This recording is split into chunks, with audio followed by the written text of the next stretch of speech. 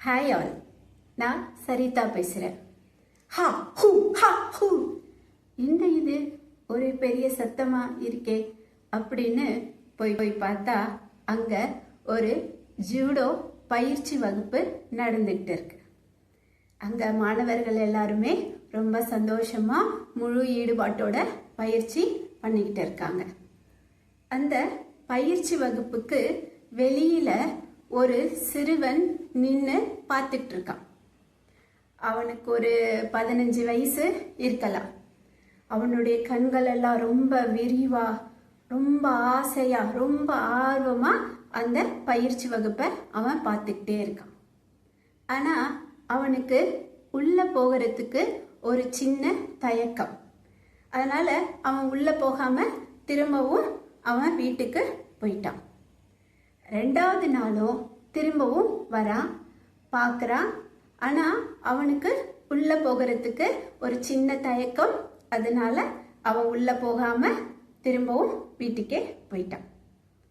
3வது நாளும் அவன் திரும்ப வரான். வரப்பவே என்ன யோசிச்சுட்டு வரானா, இன்னைக்கு எப்படியாவது நம்மளுடைய தயக்கத்தெல்லாம் உடைச்சி எரிஞ்சிட்டு நம்ம உள்ள போகணும் அப்படின்னு நினச்சிக்கிட்டே வரான். நினச்ச மாதிரியே முதல் அடியை எடுத்து அவன் உள்ள வச்சிட்டான். அவன் உள்ள போகாம இருந்ததுக்கான அந்த சின்ன தயக்கம் என்ன அப்படின்னு கேட்டிங்கன்னா, கொஞ்சம் நாளுக்கு முன்னாடி ஒரு விபத்துல அவனுடைய இடது கை போயிடுச்சு. அதுதான் அவன் உள்ள போக முடியாம தடுத்த அந்த ஒரு சின்ன தயக்கம்.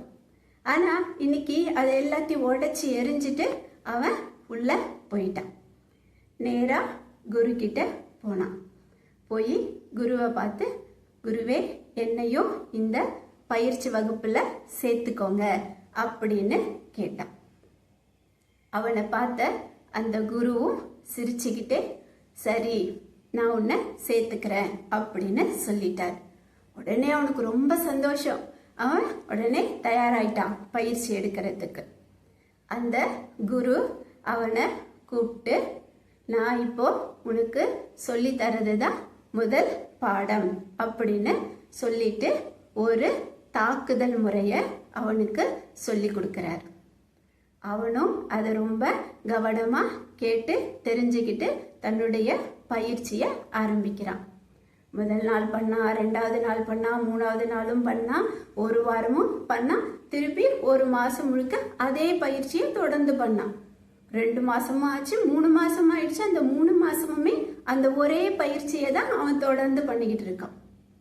ஒரு நாள் குரு கிட்ட போய், குருவே நான் தொடர்ந்து இதே ஒரே பயிற்சியை தான் பண்ணிக்கிட்டு இருக்கேன், எனக்கு வேற ஏதாவது சொல்லி கொடுங்க அப்படின்னு கேட்டான்.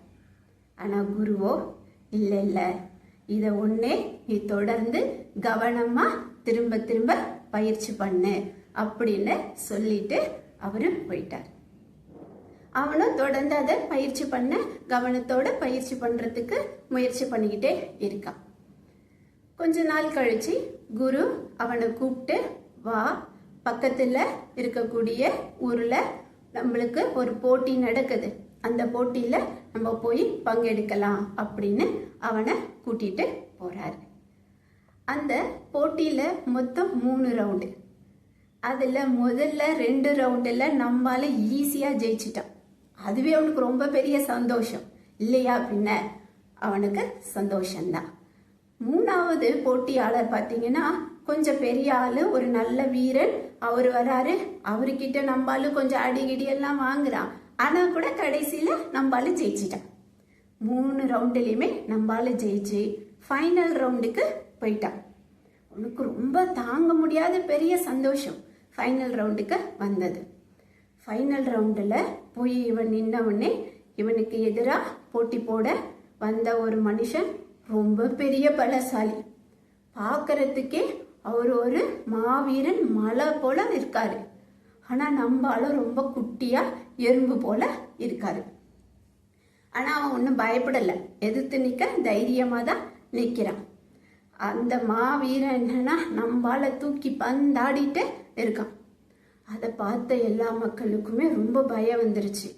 உடனே குரு கிட்ட போய், குருவே குருவே, அந்த சிறுவனை திரும்ப கூப்பிட்டுருங்க, இல்லைன்னா இந்த போட்டியிலேயே அவன் இறந்துருவான் போல இருக்கு அப்படின்னு ரொம்ப கவலையா சொல்றாங்க.